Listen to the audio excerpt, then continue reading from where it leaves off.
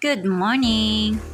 Sa mga nais po na magpakasal, kung ikaw ay may kasintahan na foreigner, ah, ito lang po yung isang tip ko na maibibigay kung saan itong boyfriend ko ay nag-decide na pakasalan ako dito sa Pilipinas. Ngunit, kulang ang kanyang pera at oras. At siya'y nag-extend ng isang buwan para kami magpakasal. Dahil nga wala siyang appointment sa US Embassy, so mahirap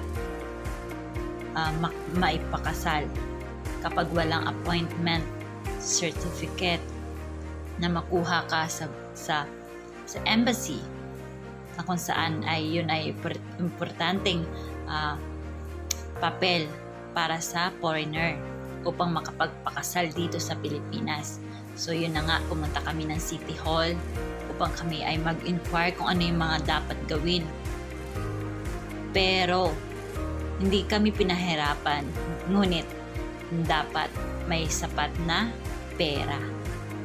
So hindi pa kami naikakasal, on process pa lang, at nagkaroon na siya ng appointment sa US Embassy at waiting for the result. At praise God, naway magiging maayos ang lahat at magiging successful ang aming process.